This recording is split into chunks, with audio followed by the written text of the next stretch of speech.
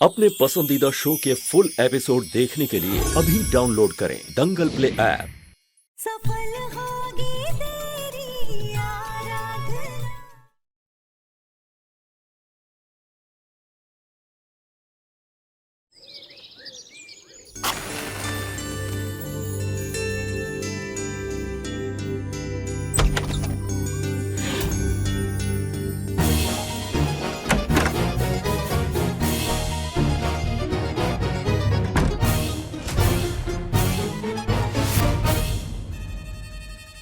मैं कल से ना दिन भर आपको अपनी शक्ल नहीं दिखाऊंगी, बस आज मुझे ये पट्टी रख लेने दीजिए।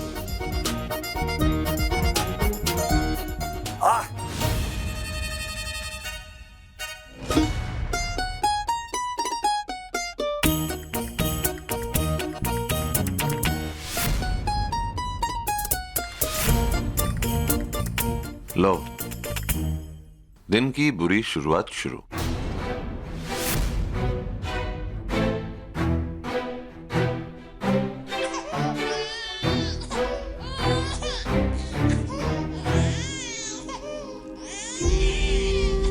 विनायक, ये देख, मैं हूँ तेरे साथ में, रो मत।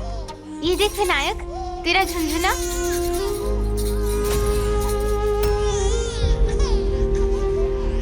तुम्हें सिर्फ विनायक का ध्यान रखना है, ना ही तुम उसे गोद में लोगी और ना ही तुम उसे हाथ लगाओगी।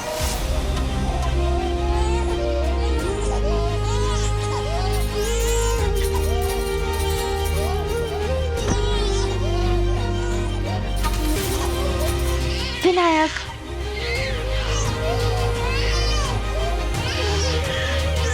लो, उठो यहाँ से।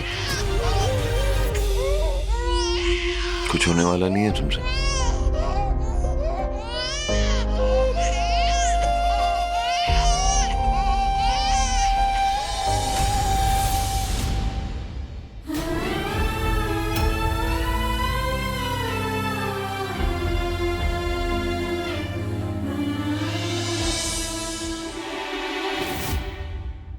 और कितना बुरा हो सकता है मेरा बैड लक? अब क्या कर सकते हैं साहब जी, जब काली स्याही से किस्मत लिखी हो तो ज्यादा अच्छी की तो उम्मीद नहीं कर सकते ना।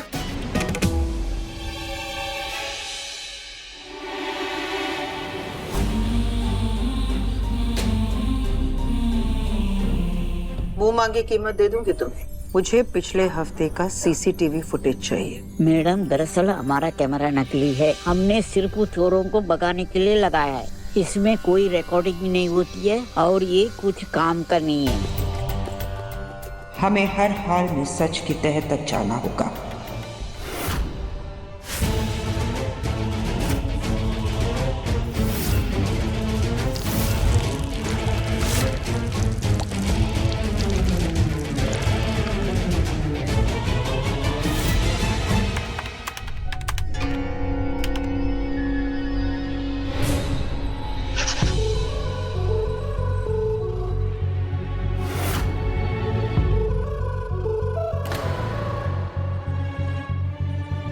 इसमें कुछ नजर भी नहीं आ रहा है।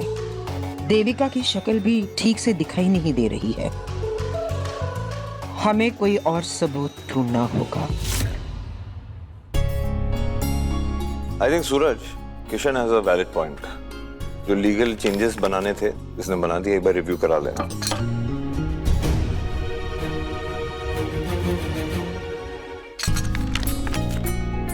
थैंक यू चंदा। बड़े भैया, कुछ और लाऊं आपके लिए? नहीं, और ओह नो, नॉट अगेन।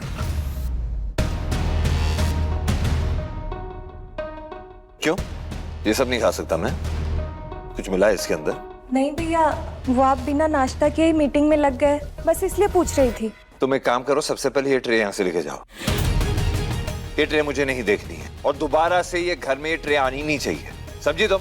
क्या हो गया भैया, एक ट्रे ही तो है। वैसे भी भूख की वजह से बहुत इरिटेशन हो रही है। पहले नाश्ता कर लेते हैं ना, उसके बाद कर लेंगे मीटिंग। मीटिंग पे कंसंट्रेट करें जिस काम के लिए हम यहाँ बैठे हैं।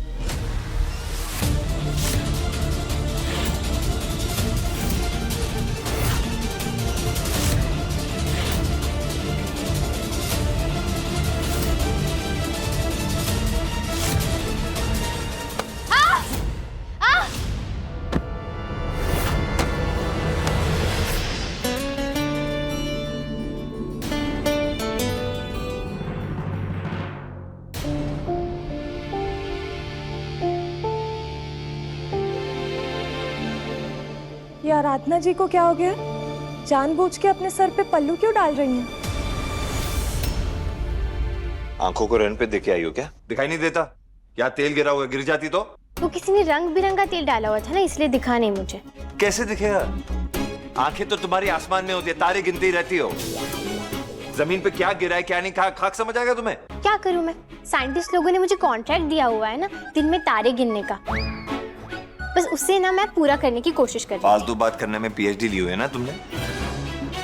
संगत का ही असर है, और वैसे भी मैं तो जल्दी चीजें सीख जाती हूँ ना। इतने साल में चलना तो तुम सीखी नहीं। तुम्हें बचाने के लिए इंसान अपना काम धंधा छोड़ के तुम्हारे पीछे आएगा, तुम्हें बचाने के लिए। तो किसने कहा था आने के लिए? मैंने तो नहीं बुलाया आपको। अगर आज मैं नहीं आता ना तो गिर पड़ जाती, सर पे चोट आ जाती तो जरूर मर जाती। अच्छा, तो मर रही थी तो मरने देते ना मुझे, क्यों बचाया आपने? वैसे भी आपको मेरे जीने या मरने से क्या फर्क पड़ता है? आप तो नफरत करते हैं मुझसे, मेरी शक्ल नहीं देखनी ना आपको, इसलिए तो सुबह से कोशिश कर रही हूँ मैं अपनी शक्ल ढकने की, ताकि आपको मेरा चेहरा ना देखना पड़े। तो फिर आप खुद क्यों आ रहे हैं मेरे पास में अपना वादा तोड़ने के लिए? दूर ही रहिए मुझसे। दूर ही रहना चाहता हूँ, बल्कि बहुत दूर चले जाना चाहता हूँ। तुमसे कोई शौक नहीं है तुम्हारे करीब आने का? तो ये गलतफहमी में मत रहना। तुम ही हो जो गिरती पड़ती रहती हो, मेरे सर पे टंग रही थी। एक से कहीं ऐसा तो नहीं है कि तुमने जानबूझ के तेल यहाँ पे गिराया है ताकि तुम ये ड्रामा कर सको सबके सामने? मरने का ना इतना भी शौक नहीं है मुझे। वैसे आपको भी ऐसे सुपरमैन बनके मुझे बचाने आने की कोई जरूरत नहीं थी। मर ही रही थी तो मर जाने दीजिए मुझे, कम से कम शांति मिलती।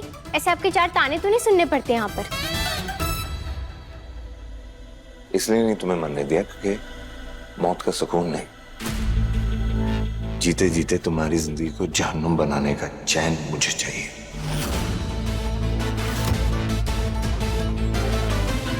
वैसे देव पत्नी, तुम्हें टॉर्चर करने के 7 वचन जो लिए मैंने, उसे निभाना तो पड़ेगा, कर्तव्य है मेरा। ठीक है। शक्ल नहीं देखनी है तुम्हारी? तो ठीक है मेरे पतिदेव, अगली बार ना मैं भगवान से बात करके अपने आगे आने वाले सारे एक्सीडेंट्स के बारे में पूछ कर ना डायरी में लिख कर दे दूंगी आपको। तो फिर आप ऐसे ही ना मुझे बचाने के लिए आ जाइएगा। देखिए खुद चला नहीं जाता, जवाब दरअसल अलग से। क्या करने आए हम लोग? काम करने आए ना, कि समोसा खाने आए, भजिया खाने आए? और ये ट्रे क्यों नहीं लेके जा रही हो तुम? हाँ, मैंने बोला नहीं ये ट्रे नहीं देखनी है मुझे, लेके जाओ इस ट्रे को।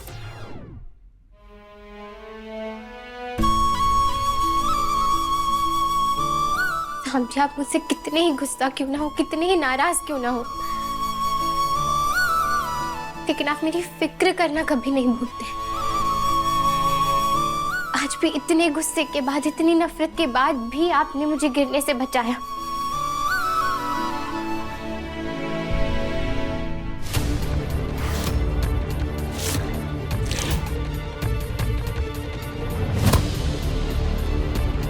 पता नहीं क्या कर रहा हूं मैं और क्यों कर रहा हूं। जब इतनी नफरत करता हूं मैं आराधना से, फिर उसे मैंने बचाया क्यों?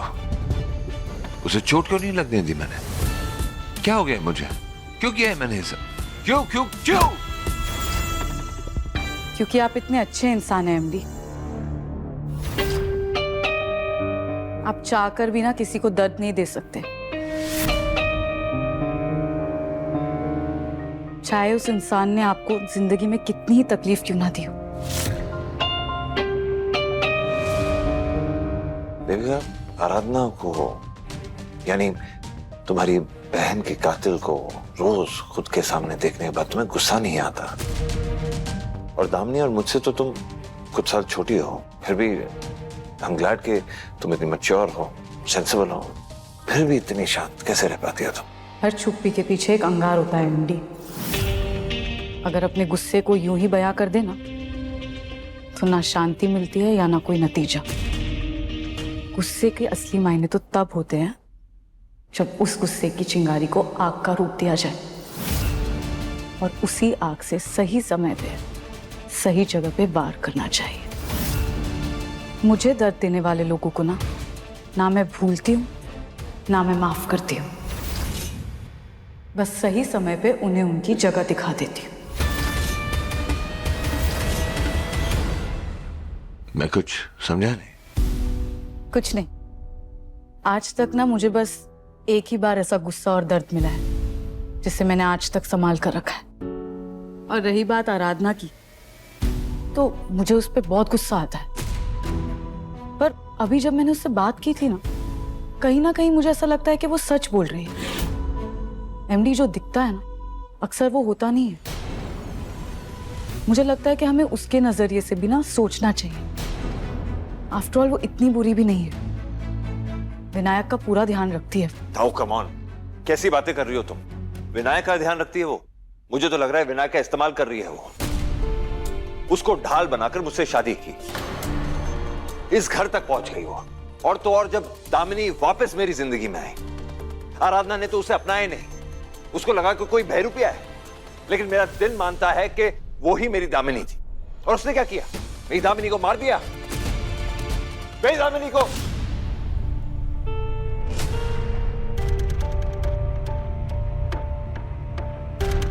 बेचारे पैरों को तो आपने सजा दे दी एमडी, एटलीस्ट अपने हाथों को तो बख्श दो, वरना आप किसी काम के नहीं रह पाएंगे। एमडी आप ठीक से चल भी नहीं पा रहे। ये लीजिए, एंटीसेप्टिक क्रीम लाई हूं आपके लिए, लगा लीजिए।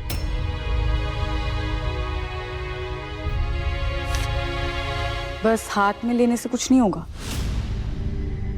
लगाइए, वरना मैं यहां से नहीं जाऊंगी। Okay, come on.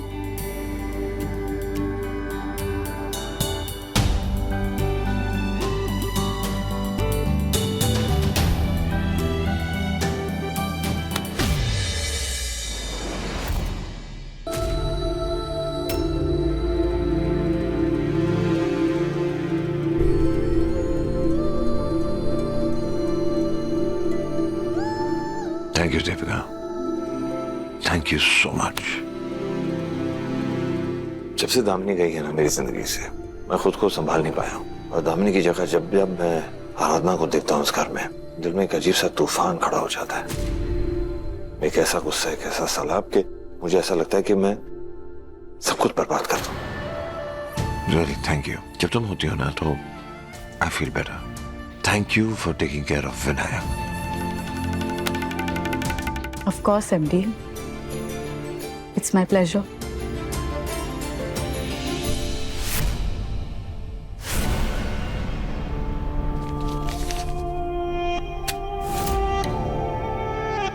तुम्हारे सीसीटीवी फुटेज देखना है हमें। अब ये मत कहना कि तुम्हारा कैमरा नहीं चल रहा है। नहीं मैम, मेरा कैमरा तो बिल्कुल सही है।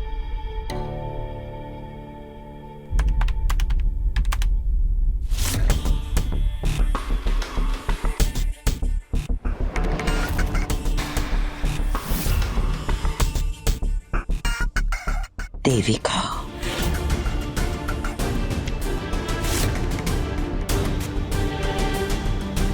कौन है वो?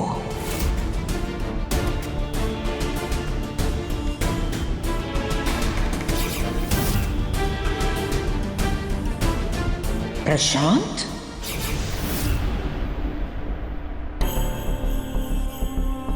देविका प्रशांत के साथ क्या कर रही है? और अगर वो 15 दिन से इसी शहर में थी तो अपनी बहन से मिलने क्यों नहीं आई?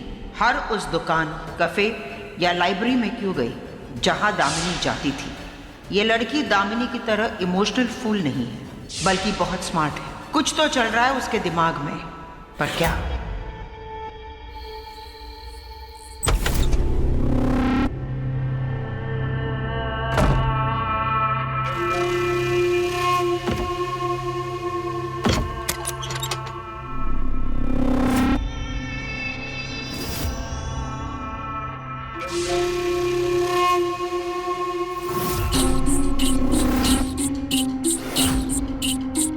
आज तक मैंने ये तस्वीर इसीलिए संभाल कर रखी थी दी, कि तुम मेरे और एमडी के बीच आ रही थी। एक ऐसी दीवार बनकर खड़ी हो गई थी कि ना एमडी मुझे देख पा रहे थे और ना मेरे पास आ पा रहे थे। लेकिन अब तो तुम जा चुकी हो, अब हमारे बीच कोई दीवार नहीं है। अब फाइनली एमडी मुझ तक आ पा रहे हैं। अब बहुत जल्द ना वो मेरे प्यार को भी महसूस करेंगे, मुझे समझेंगे वो। और अब तुम्हारी कोई भी तस्वीर हमारे बीच नहीं आएगी और ना कोई निशानी।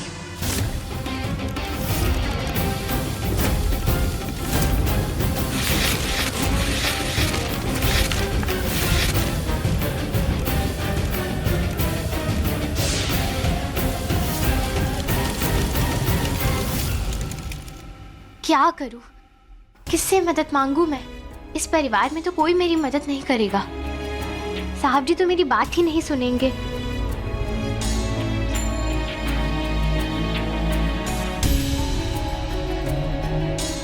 देविका जी से बात कर सकती हूँ मैं, शायद वो मेरी बात समझेंगी।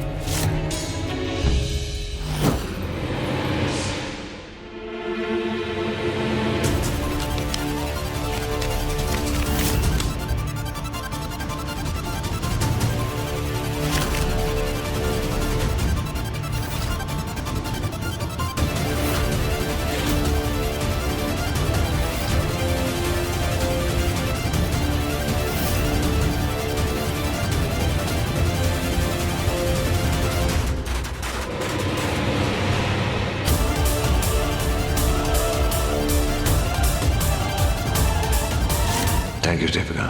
Thank you so much.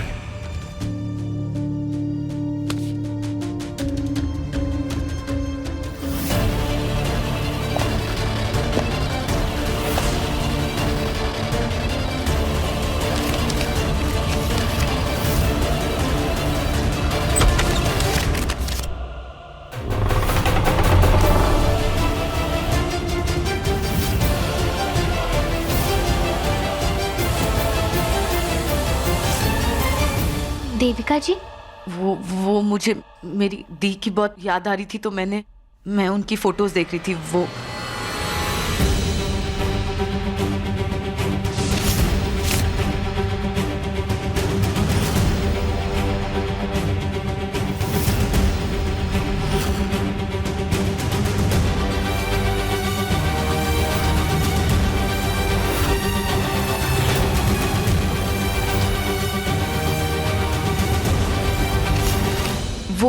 मैं ले लेती हूँ। वो तुम्हारे हाथों में अगर मैंने दामिनी दी की फोटो देख ली ना, उससे मैं कुछ गलत बोल दूंगी, इसीलिए। मतलब आपको अभी भी मेरी बात पर विश्वास नहीं है ना कि वो आपकी दी नहीं थी? देखो आराधना, मैं ना तुम पे विश्वास करना चाहती हूँ, पर कैसे करूँ विश्वास? हाँ, जो अपनी कहानी बोल सकती थी वो तो अब जा चुकी है। तुम्हारे पास तो कोई सबूत है नहीं अपनी सच्चाई को साबित करने के लिए। सबूत है मेरे पास में, और आज मैं उसी के बारे में बात करने के लिए आपके पास में आई हूँ। मतलब ये कि वो बहरूपिया जिन डॉक्टर्स को यहाँ लेकर आई थी, वो दरअसल डॉक्टर्स नहीं बल्कि भोजपुरी फिल्मों के कोई एक्टर्स थे, और सिर्फ पैसों के लिए उन्होंने सबसे ये झूठ बोला कि उन्होंने साल भर करजत में दामिनी जी का इलाज किया था, जबकि ऐसा कुछ भी नहीं था। क्या? हाँ, और ये बात उस बहरूपिया ने खुद मेरे सामने कही थी कि वो एक्टर्स को यहाँ डॉक्टर्स बनाकर लेकर आई है। माधव दास भारद्वाज के घर नकली डॉक्टर अटेंडेंट की एक्टिंग करके जो पैसे मिले ना, उससे कम से कम साल भर तो कमाने की जरूरत नहीं है। और मैंने उन दोनों एक्टर्स को बात करते हुए भी सुना था, और वो कह रहे थे कि किसी सावी किशन की फिल्म में काम करने के लिए वो पटना जा रहे हैं। अब मैं महाराष्ट्र से हूँ तो मुझे पटना के बारे में कुछ पता नहीं है, लेकिन आप यहीं की है, बड़े लोग हैं, तो शायद आपकी कोई जान पहचान हो वहाँ। आप एक बार पता कर देखिए ना, हो सकता है हमें उस बारे में कुछ पता लग जाए। मैं कोई फिल्म वालों को नहीं जानती हूँ, पर मैं तुम्हारी मदद करने की कोशिश करूंगी। थैंक यू देविका जी। मुझे पता था यहाँ कोई मुझे समझे ना समझे, मेरी मदद करे ना करे, आप मेरी मदद जरूर करेंगी।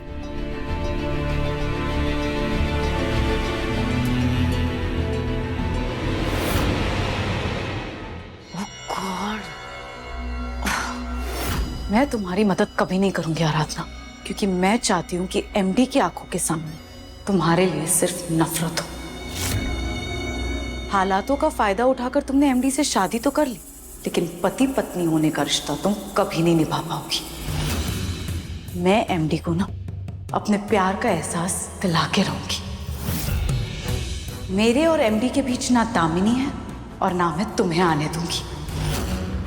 उनके नफरत के सैलाब में ना मैं तुम्हें डुबा दूंगी आराधना। ना मैं तुम्हें कभी उनके पास जाने दूंगी और ना उन्हें तुम्हारे करीब आने दूंगी। एमडी के दिल में और उनकी जिंदगी में सिर्फ और सिर्फ मेरी जगह है। इसीलिए कल रात मैं उनके पास पट्टी लेकर गई थी।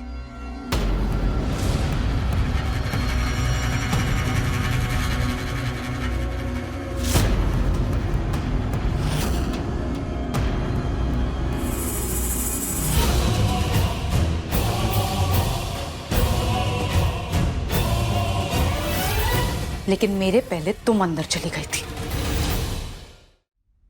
सुबह भी ना तुमने उनके नजदीक आने की पूरी कोशिश की थी।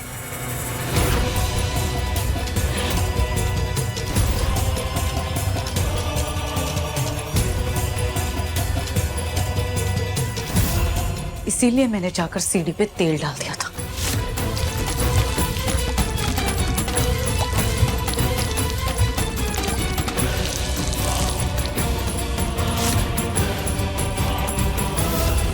ताकि तुम वहां से गिर जाओ, तुम्हारे हाथ पैर टूट जाए और मेरे और एमडी के बीच तुम कभी वापस ना आ जाओ, कहीं कोने में बैठी रहो। लेकिन एमडी ने तुम्हें वहां से भी बचा लिया।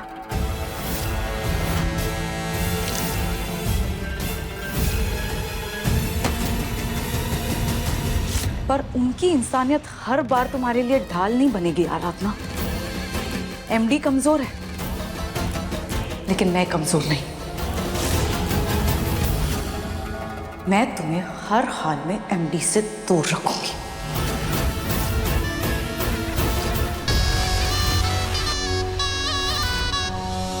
आज पूरा दिन एमडी ने आराधना का चेहरा नहीं देखा।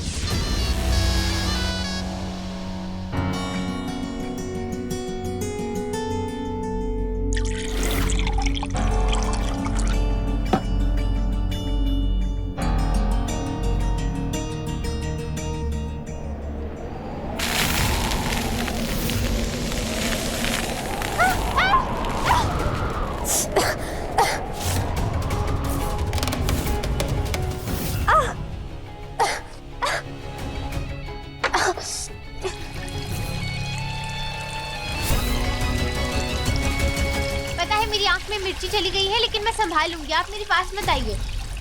हाँ, कितनी अच्छी तरह तुम खुद को संभाल सकती हो ना, दिख रहा है मुझे। और मैं आ भी नहीं रहा हूँ। और वैसे भी जब विंडो खुली रखोगी, इतनी सारी मिर्च रखोगी, तो क्या हालत होगी तुम्हारी? हवा चलेगी तो आंखें फूटेंगी ना तुम्हारी। और वैसे भी तुम्हें भुगतना तो चाहिए सब कुछ जो इतना तंग करती हो। थोड़ा तंग तुम्हें भी होना चाहिए।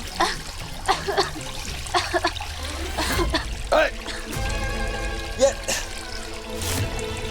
इतनी सारी मिर्च कौन रखता है इधर? बेवकूफ इंसान हो क्या तुम? मुझे दिखाइए। तो तुम दूर रहो प्लीज, मैं खुद संभाल लूंगा। और मुझे परेशान मत करो। मैं आपको परेशानी आपकी मदद करने की कोशिश कर रही हूँ, दिखाइए आप। कुछ दिखाने की, कुछ करने की जरूरत नहीं है तुम्हें। मैं मैनेज कर लूंगा। मैनेज कर लूंगा मैं। कहाँ जा रही हो?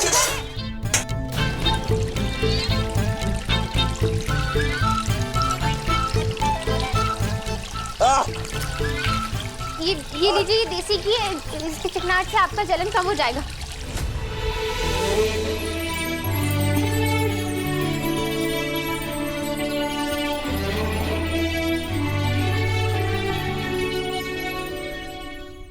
आज तो बस शुरुआत है।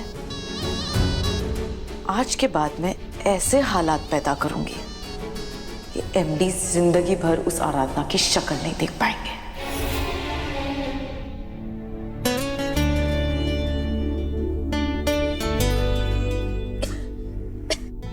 चेहरा इधर करो।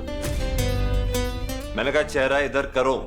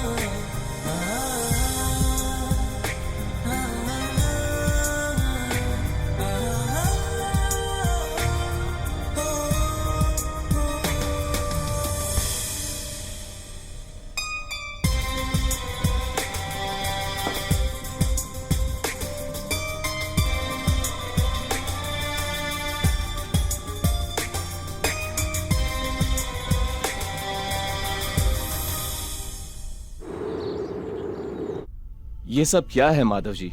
इतने डीप कट्स? आपको मुझे उसी वक्त पे कॉल कर देना चाहिए था, या फिर क्लिनिक आ जाते। इन्फेक्शन इतना बढ़ गया है कि इसकी वजह से इन्हें बुखार आ गया। कोई बात नहीं, मैं मेडिसिन लिख के दे देता हूँ, टाइम पे लेते रहिएगा। और अगर कुछ भी हो तो फौरन मुझे कॉल कीजिएगा। Please take care. Thank you doctor. Thank you. Madhav, ये सब कुछ तुम्हारी लापरवाही की वजह से हुआ है। आप माधव जी की पत्नी है ना? आइए। देखिए, माधव जी का इन्फेक्शन बहुत बढ़ गया है। उन्हें टाइम से एंटीबायोटिक देना बहुत जरूरी है, वरना उन्हें एडमिट करना पड़ेगा। बहुत सीरियस प्रॉब्लम हो जाएगी। सो प्लीज ये दवाइयां टाइम से उन्हें देते रहिए और एक भी दवाई मिस नहीं होनी चाहिए। Thank you, take care. Thank you doctor. भैया, वो उत्तराखंड के बहेला का पहला स्कूल हमारे इंस्टीट्यूट का है। एमएलए साहब चाहते हैं उसका इनॉग्रेशन आप अपने हाथों से करें। लेकिन किशन, माधव ऐसी हालत में कैसे जा सकता है? एक काम करो, तुम जाओ और एमएलए साहब को समझा देना। जी दीदी।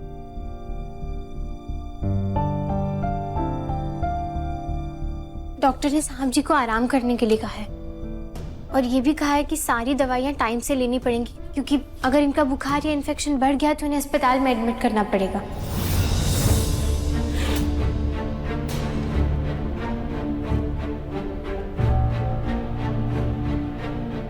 हम इनॉग्रेशन के लिए जाएंगे किशन।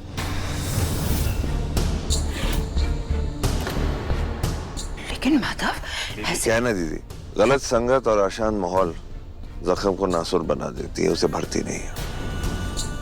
अब ना इस घर में वो शांति है, ना वो सुकून है जिससे मैं ठीक हो पाऊं। बेहतर यही है कि थोड़ी देर के लिए मैं यहाँ से निकल जाऊं, शायद तबीयत भी ठीक हो जाए।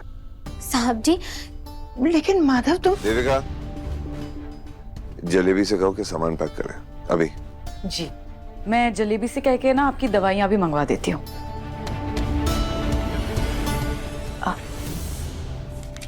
Thank you.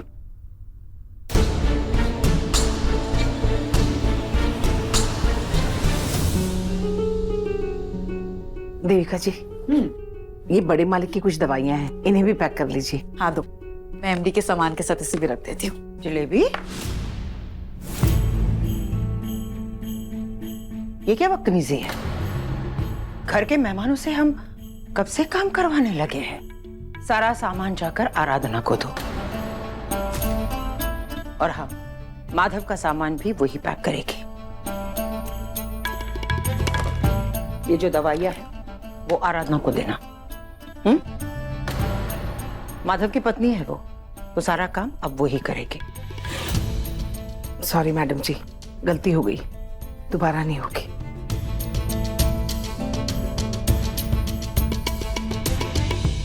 दीदी, आप मुझे मेहमान क्यों बुला रहे हो? एमडी के लिए क्या मैं इतना भी नहीं कर सकती? और इस घर से मेरा भी तो रिश्ता है। दामिनी के साथ, दामिनी की वजह से था, पर अब दामिनी नहीं रही। हाँ तो दामिनी दी नहीं है तो क्या हुआ? मेरा एमडी पे इतना भी हक नहीं है क्या? रिश्ता है, हक नहीं। तुम सिर्फ माधव की साली हो, उसकी पत्नी आप आराधना है।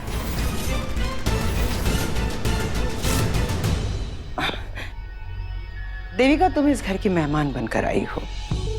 यहाँ रहो, खाओ पियो, ऐश करो। घर वाले हैं ना, घर का सारा काम वो संभाल लेंगे। एक बात और, अपने जीजाजी को लेकर परेशान होने की कोई जरूरत नहीं है देविका।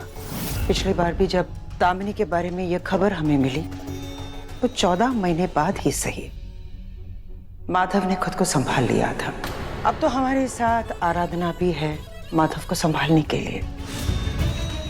हमें पूरा विश्वास है कि धीरे धीरे माधव खुद को संभाल लेगा।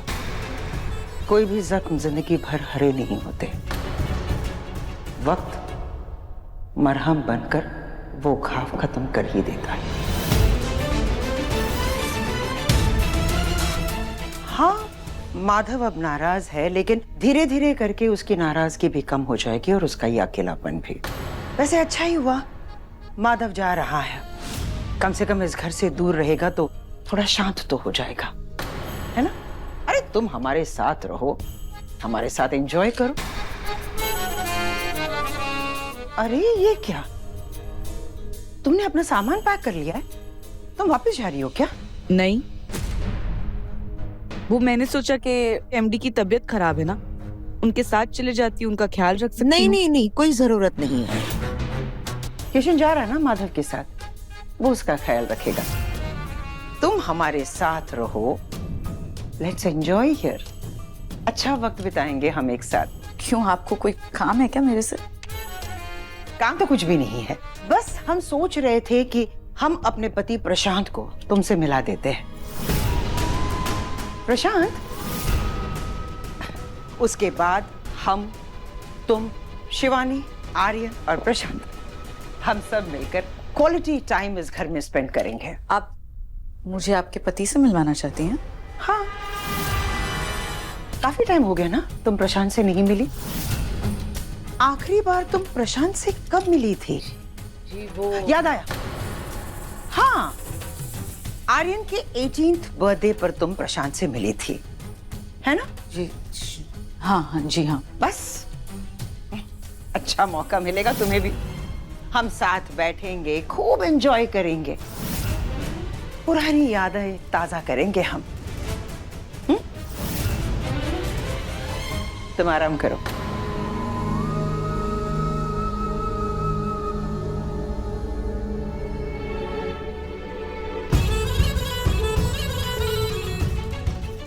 नाटक करने में माहिर है ये लड़की। 4 दिन पहले प्रशांत से मिली थी और कह रही है आर्यन के बर्थडे पर मिली थी। इसका सच तो हम इसके मुंह से निकलवाते ही रहेंगे।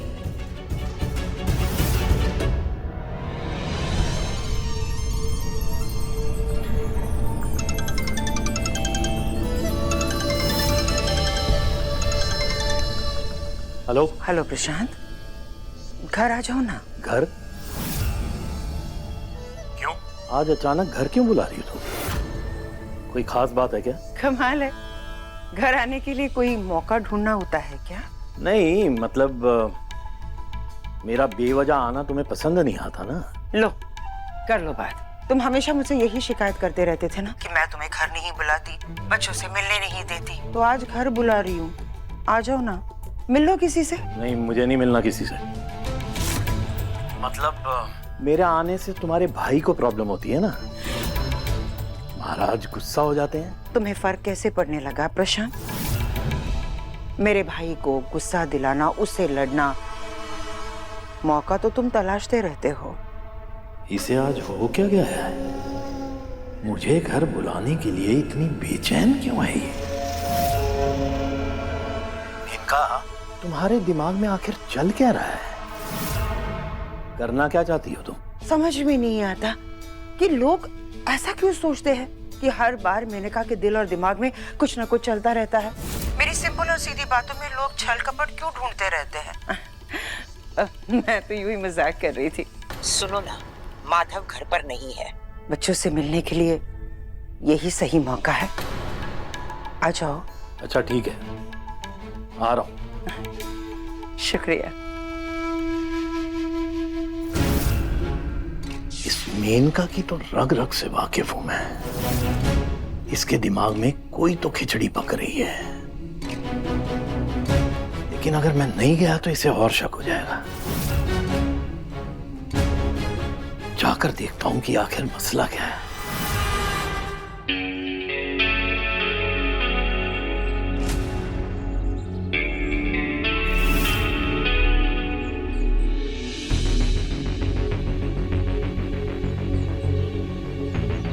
साहब जी रुके, मेरी बात सुन लीजिए एक बार। साहब जी देखिए, आप चाहे तो गुस्से में ना मुझे सजा दे दीजिए, लेकिन मेरी वजह से आप खुद को ऐसे सजा मत दीजिए ना।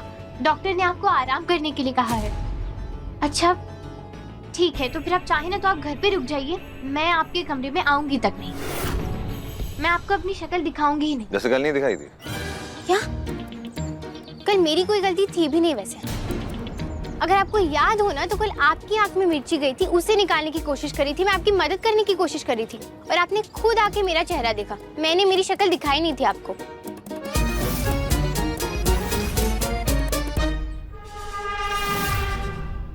एग्जैक्टली तुम तो कुछ गलत करती नहीं हो, अपने आप चीजें गलत हो जाती हैं तुम्हारे आसपास, है ना? तुम मेरी जिंदगी का वो बैड लक हो आराधना, जिसे चाहकर भी ना मैं उससे छुटकारा नहीं पा सकता। अगर छुटकारा नहीं पा सकता तो कम से कम 2 दिन का सुकून और चैन तो दे ही सकती हो ना। हटो मेरे रास्ते से। आप बात को समझ क्यों नहीं रहे हैं? डॉक्टर ने आपको आराम करने के लिए कहा है, टाइम से दवाई लेने के लिए कहा है, और बाहर का खाना तो आप बिल्कुल भी नहीं खा सकते। तो आप प्लीज मेरी बात मानिए, आप मत जाइए।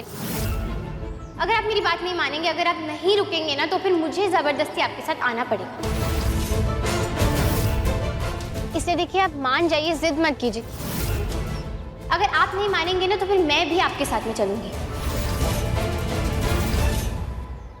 मेनका दीदी, मैं अपनी बहन दामिनी की तरह भोली भाली नहीं हूँ जिससे आप कुछ भी कहो और वो आपकी बात मान ले। देविका हूँ मैं, आपकी चालें समझती हूँ मैं।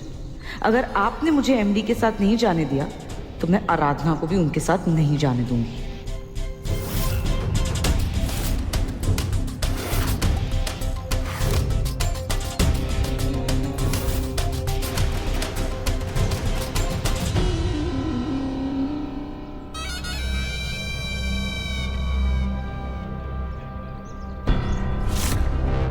आराधना की कमजोरी विनायक ही अब मेरा हथियार बनेगा। जब विनायक रोएगा तो आराधना भागकर ऊपर आ जाएगी और तब तक एमडी चले जाएंगे।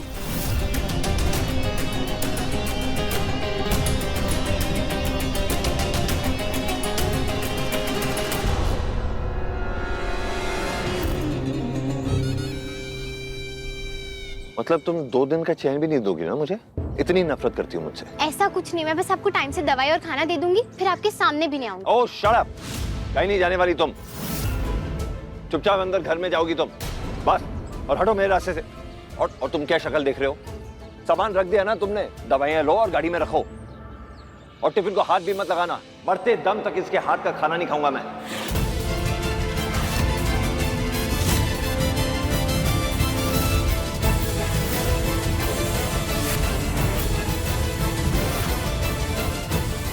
और ये क्या बदतमीजी है?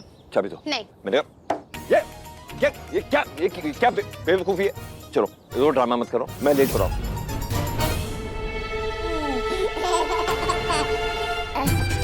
मैंने इतने जोर से पिंच किया और ये रो भी नहीं रहा है, हंस रहा है। रुक बेटा, तुझे अभी बताती हूँ। तेरी माँ की तरह तू भी बहुत ढीठ है ना। देखिए, ऐसी हालत में मैं आपको परेशान नहीं करना चाहती हूँ, लेकिन आप मुझे मजबूर कर रहे हैं सब करने के लिए।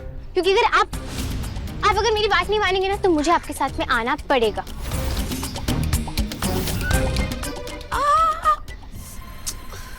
क्या कर रही है बच्चा?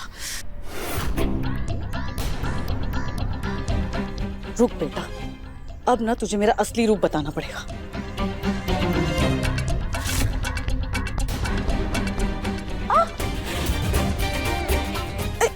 क्या कर रहे हैं?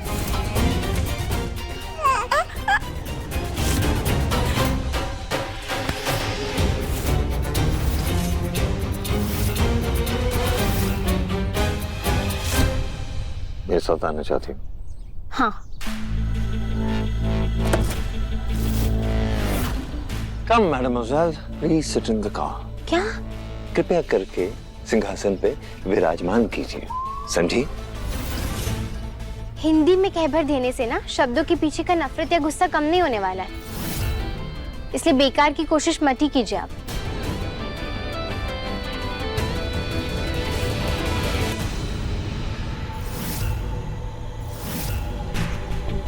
ये लीजिए।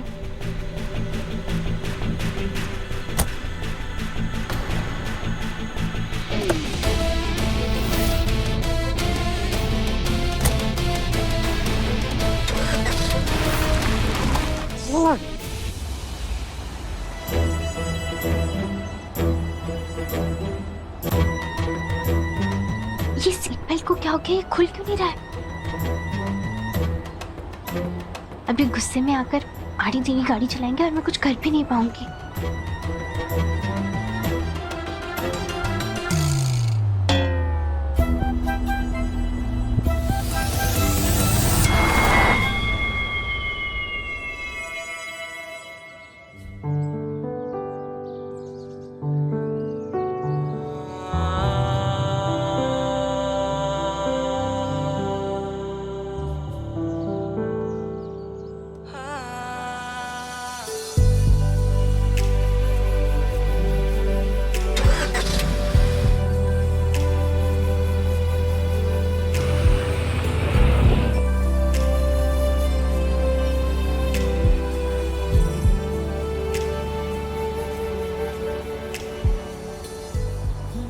वाह क्या रोमांटिक मौसम है।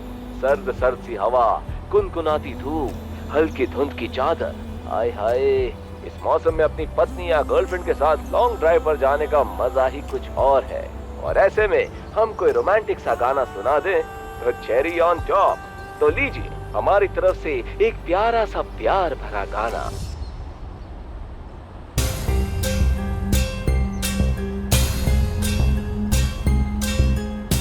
साहब जी देखिए, मैं जानती हूँ आप मुझसे गुस्सा हैं, आप मेरी शक्ल नहीं देखना चाहते, मुझसे नफरत कर रहे हैं, मेरे हाथ का खाना तक नहीं खाना चाह रहे आप।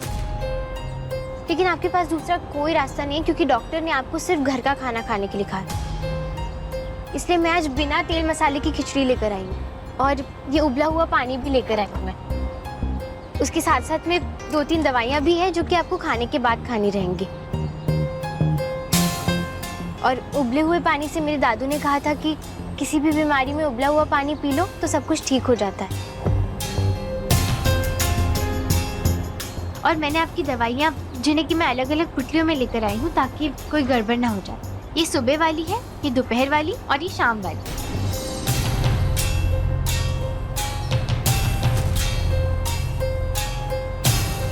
देखिए आप बस इतना सा काम कर लीजिए, उसके बाद में मैं आपके सामने नहीं आऊंगी।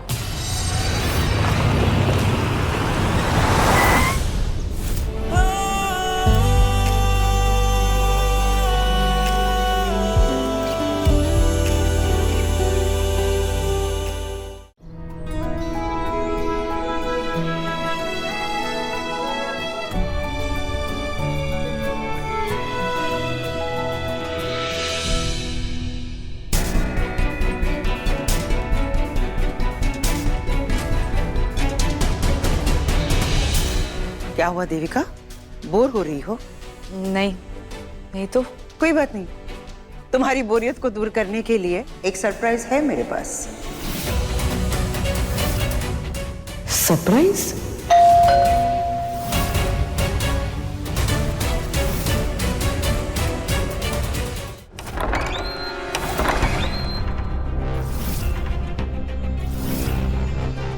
आओ प्रशांत, मैं तुम्हारा इंतजार कर रही थी।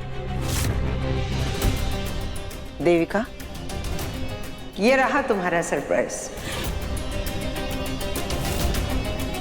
बाहर क्यों खड़े हो, अंदर तो आओ।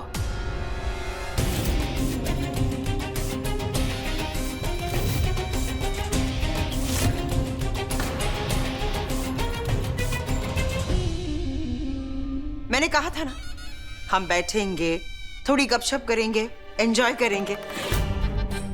हाँ देविका, 4 साल पहले तुम प्रशांत से मिली थी ना? उसका चेहरा भी तुम शायद भूल गई होगी, है ना? हाँ।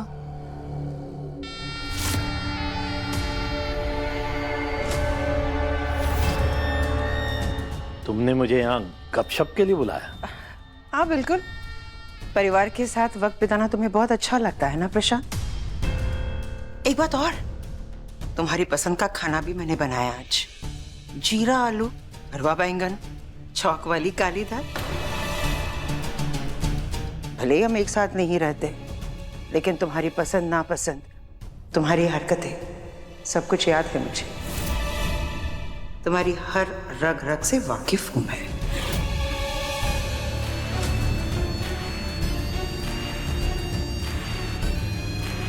कुछ तो कांड करने वाली है आज ये औरत, बच के रहना पड़ेगा थोड़ा। तो कैसे हैं आप? बड़े सालों बाद मिल रहे हैं। इन दोनों का झूठ तो हम सामने लाकर ही रहेंगे। अभी तो दोनों एक दूसरे से सिर्फ नजरें चुरा रहे हैं। मेरे अगले सरप्राइज के बाद शक्ल छुपाते फिरेंगे दोनों। तुम लोग खड़े क्यों हो? बैठो ना, बातें करो। हाँ चलिए।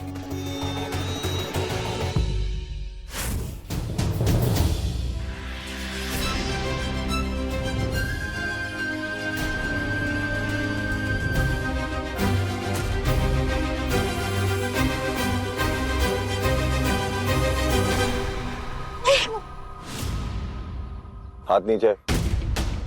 कब से गाड़ी में बैठी हो? Bug bug bug bug bug bug करती जा रही हो? तुम्हारा राग जब तक अनुराग नहीं बन जाए तब तक चुप नहीं होती तुम। खबरदार, दोबारा जरूरत मत करना टेप को निकालने की, वरना यहीं पहाड़ी पे छोड़ दूंगा तुम्हें। और मैं सिर्फ धमकी नहीं देता, करके भी दिखाता हूँ, तुम अच्छी तरह जानती हो। और शुक्र मनाओ कि मैं तुम्हें अपने साथ लेकर जा रहा हूँ, तो चुपचाप चलो मेरे साथ, बीच रास्ते में छोड़ के नहीं जा रहा। और ये जो तुम्हारा ड्रामा है ना, चाबी छीनने का, ब्लैकमेल करने का, ये जो सपना है मेरे साथ रहने का, उसको सपना ही रहने दो और उसको तोड़ भी दो तुम, क्योंकि ये पूरा तो होने वाला है नहीं। और ये जो गलतफहमी है ना तुम्हारी कि मैं तुम्हारे हाथ का खाना खाऊंगा, ये उबला हुआ पानी पीऊंगा, ये जरा भी नहीं होने वाला। 2 दिन क्या, 2 मिनट बर्दाश्त नहीं कर सकता हूं मैं तुम्हें। वैसे तुम्हारी जितना बुरा भी नहीं हूं मैं कि पहाड़ी से किसी को धक्का मार के फेंक दूं। चुपचाप मेरे साथ टैक्सी स्टैंड चलोगी और वहां से तुम घर जाओगी। घर का रास्ता तो मालूम है ना, लास्ट टाइम आई थी ना 340 रुपए भर के ऑटो में। एक और शब्द और अभी छोड़ दूंगा इधर।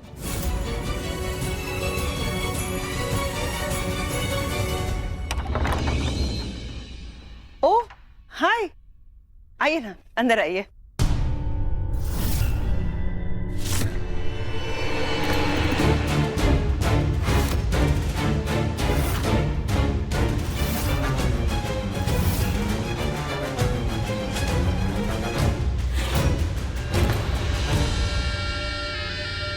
देविका, ये अरुंधति जी, उस कैफे के ओनर जहाँ कॉलेज के वक्त तुम, माधव और दामिनी अक्सर जाया करते थे। हाँ। ओह, इतने सालों बाद मिली हो ना, इसलिए पहचान नहीं पा रही हो। अपने नए कैफे की इन्वेस्टमेंट की बात करने आई है यहाँ। आई थिंक शायद हम लोग कल मिले। नहीं, हम मिलने वाले थे। अभी कहाँ मिले, अभी नहीं मिले हम। वो क्या है ना कि यहाँ आने से पहले मैंने सोचा था कि पी और एमडी के साथ इनके कैफे चलेंगे, थोड़ी यादें भी ताजा हो जाती। सालों पहले मिले थे हम। उम्र के साथ शायद ना याददाश्त पे भी असर हो रहा है।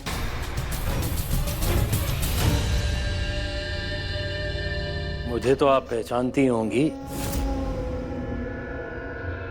बरेली का एक्स एमएलए हूं मैं। इस शहर में बहुत पहुंच है मेरी।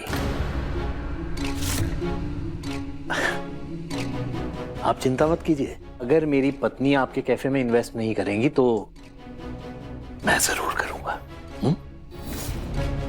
जी, थैंक यू।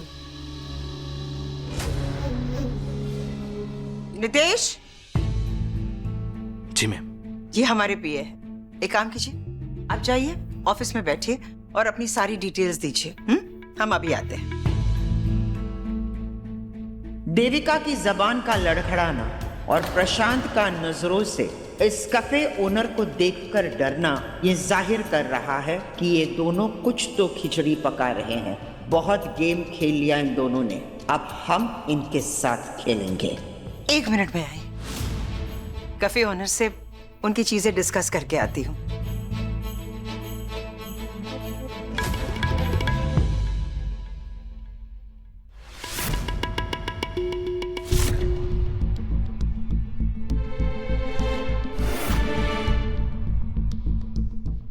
ऐसा फंसाया है इन दोनों को कि ये बात किए बिना नहीं रह पाएंगे।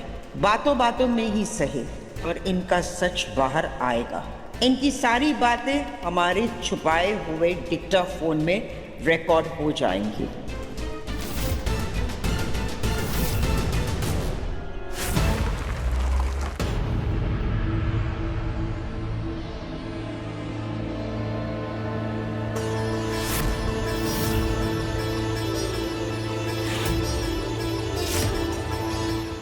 साहब जी को तो नींद आ रही है।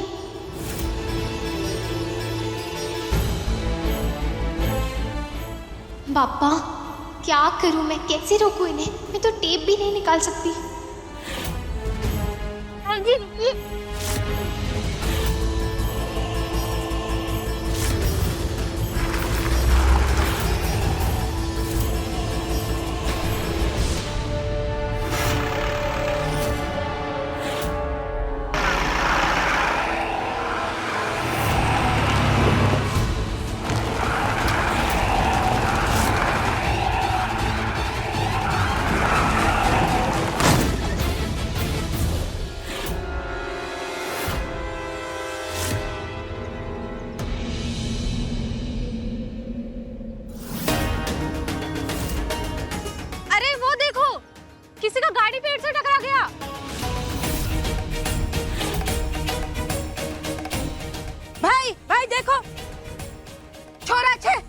देखो देखो छोरी छे, वहाँ जाओ, निकालो छोरी को। चलो निकालो, रखो रखो छोरी को। અહીંયા लेके आओ छे। अच्छा यहाँ लेटा दे, लेट रखो रखो। बेहो छोरी छे। अरे इसकी तो नब्ज धीरे में चल रही है।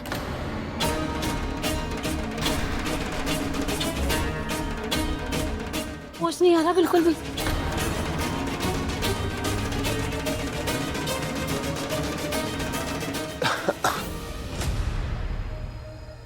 अरे इसने तो होश आ गया चे।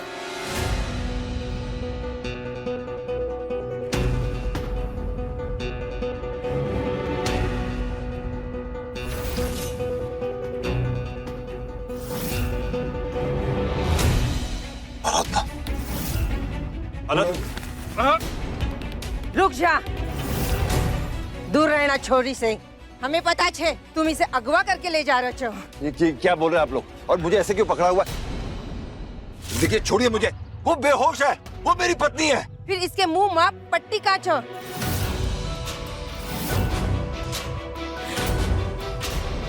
अरे इसकी तो धड़कन और नब्ज कमजोर होती जा रही है। अरे इसकी सांस थमती जा रही है। हाँ छोड़ो मुझे, छोड़ो मुझे। इसकी पानी सांस नहीं आ रहा है। पानी पानी। अरे कोई इसको बैठ जी के पास ले चलो। अरे आराधना, आराधना, आराधना, आराधना।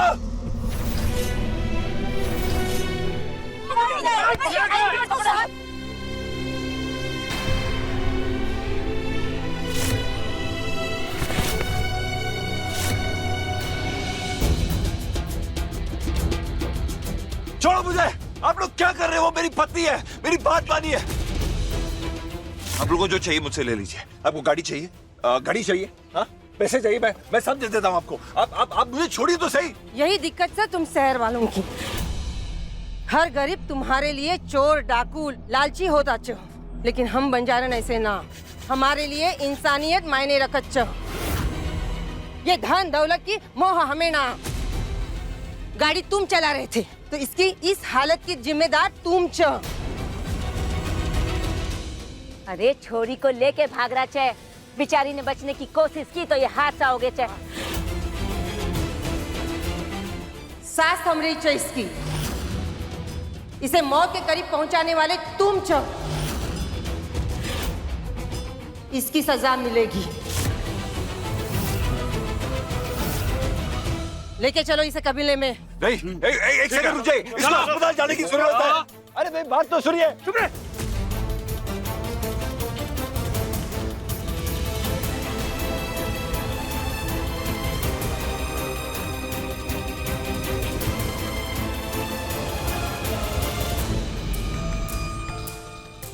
क्या कर रहे हैं आप लोग? प्लीज देखिए, मुझे लगता है आप लोगों को कोई गलतफहमी हुई है। ये मेरी पत्नी है। देखिए हमें जाने दीजिए, टाइम बहुत कम है। उसकी सांसें धीमी होती जा रही है। मेरी बात सुन रहे हैं आप लोग? तुम्हारी बात सुनने के लिए ही ये पंचायत बिठाई है। यहाँ दोषी की भी बात सुनी जाती है, तभी सजा तय की जाती है। कौन सी सजा? कैसी सजा? क्या बात कर रहे हैं आप? हमारी गलती क्या है? अरे गलती से एक्सीडेंट हो गया हमारा, इसलिए ये हाल है। बस मुझे इसे हॉस्पिटल लेके जाना है। या कम से कम डॉक्टर को इधर बुला लीजिए, कुछ तो कीजिए। छोरी को अंदर लेके जाओ। अंदर लेके जाओ? चलो। ये कहाँ लेके जा रहे हैं आप इसे? अरे मेरी बात सुनिए। देखिए प्लीज छोड़िए मुझे।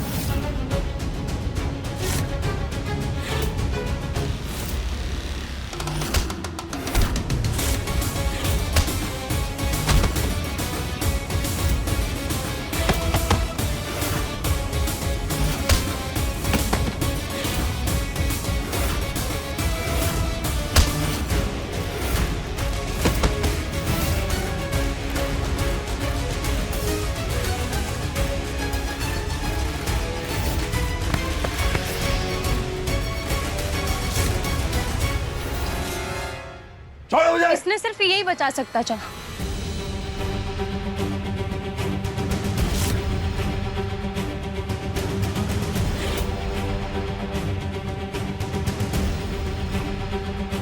हमारे पास समय बहुत कम च धड़कन कमजोर पड़ रही च सांस भी रुकने वाली च।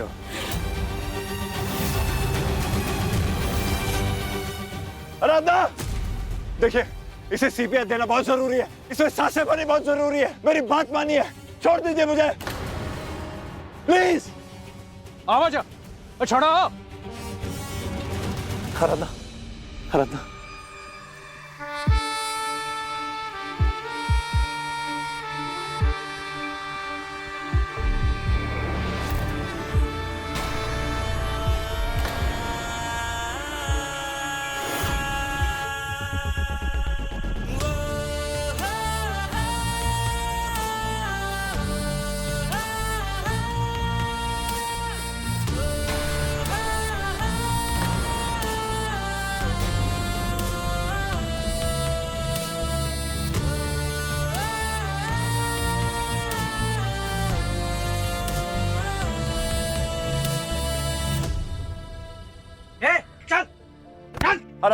हो गया, चल।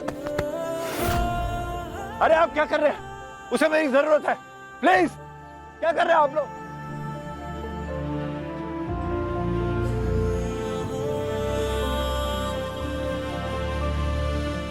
नसें थम पड़ी है, शरीर का तापमान बढ़ाना पड़ेगा। छोड़ी, जा जड़ी बूटी लेके आ। शायद अब ये औरत ना बच सकेगी। और हमारे कबीले में एक औरत का कत्ल बहुत बड़ा घिनौना अपराध समझा जाता है। शहरी बाबू, तुम्हारे शहर में भले ही एक औरत को कुछ ना समझा जाता हो, लेकिन हमारे कबीले में एक औरत को भगवान समझा जाता है, देवी समझा जाता है। और अगर ये औरत नहीं बची तो तू यहाँ से कभी नहीं निकल पाएगा, समझा?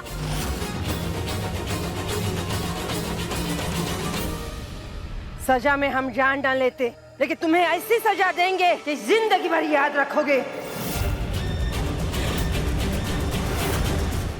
तुम्हारे हाथ जला दिए जाएंगे।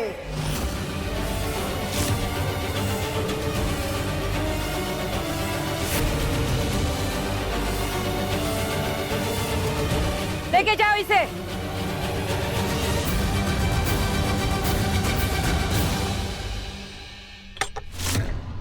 रसगुल्ले? जिलेबी? रसगुल्ले कहाँ है? तुम्हें पता है ना, प्रशांत को रसगुल्ले बहुत पसंद है। जाओ, जाकर लेकर आओ। आप इनके लिए रसगुल्ले मंगवा रही हैं? हाँ, प्रशांत के लिए ही रसगुल्ले लाने हैं। इसमें तुम इतना क्यों चौंक रही हो? चौंकेगी ना, इतने सालों में जिस आदमी को इस घर में पानी तक नहीं पूछा गया, उसे आज खास रसगुल्ले खिलाए जा रहे हैं, तो चौंकेगी। अब क्या बताएं प्रशांत, इस घर में इतनी सारी चीजें हो रही है जिससे हम चौंक जाते हैं। ऐसी ऐसी चीजें जिसके बारे में कहानीकार भी कभी यकीन ना करे, पर हम तो जी रहे हैं। पहले दामिनी का चले जाना, उसके बाद अचानक से उसका वापस आ जाना, फिर माधव की दूसरी पत्नी का ये कहना कि वो औरत दामिनी नहीं है, फिर उसका भी खून हो जाता है, फिर अचानक से देविका का यहां आना। जब इतनी सारी चीजें हो रही है यहाँ पे, तो क्या हम तुम्हारे मनपसंद रसगुल्ले नहीं मंगवा सकते? मतलब तुम्हारे लिए रसगुल्ले मंगवाना हमारे लिए कुछ अजीब सा नहीं लगता। वो क्या है ना प्रशांत, रिश्ते बदल रहे हैं इस घर में, तो हमने सोचा क्यों ना हम भी बदल जाए, क्योंकि बदलाव बहुत जरूरी है जिंदगी में, वरना नीरस हो जाती है जिंदगी, है ना देविका? इसी बदलाव के लिए तुम यूएस से इंडिया आई हो। अजीब सी बात है, जब तुम्हारी दीदी जिंदा थी तब तुम उससे दूर रही, लेकिन दामिनी के जाने के बाद शायद उसकी कमी तुम्हें खलने लगी और तुम यूएस से इंडिया चली आई।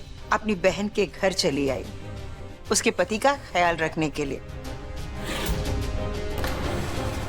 ताकि अपनी बहन के घर वालों को कोई दिक्कत ना हो, अपनी जीजाजी का ख्याल रखने के लिए, है ना? रिश्ते निभाना कोई तुमसे सीखे देविका। प्रशांत, साली अपनी जीजा के लिए इतना सब कुछ कर सकती है, तो मैंने भी सोचा क्या मैं अपने पति के लिए उनके मनपसंद रसगुल्ले नहीं मंगवा सकती क्या? कहीं तुमने अपनी पसंद तो नहीं बदल ली ना? अपना साथी तो नहीं बदल लिया?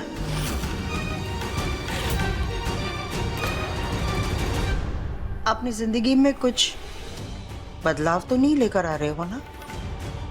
नहीं, मैं तो वैसा का वैसा ही। हाँ भाई लाओ, आज रसगुल्ले ही खाएंगे हम। ये जिलेबी भी ना मैं जाकर रसगुल्ले लेकर आती हूँ। मैडम जी, आप खुद जाकर लाएंगी? तो फिर अपने पति के लिए मैं ही तो रसगुल्ले लेकर आऊंगी। मैं अभी आई हूँ।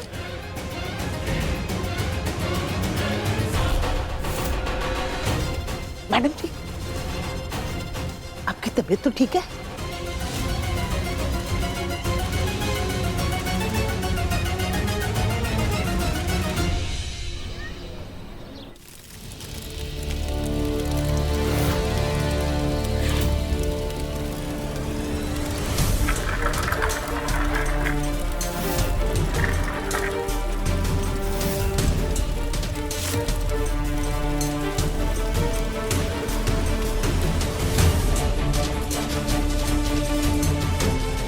प्लीज मेरी बात सुनिए, वो मेरी पत्नी है, उसे डॉक्टर के पास लेके जाना बहुत जरूरी है।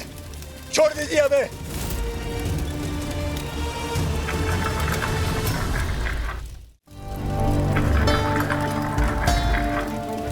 आराधना, देखो तुम मर नहीं सकते, तुम्हें जिंदा रहना होगा, तुम मुझे छोड़ कर नहीं जा सकते।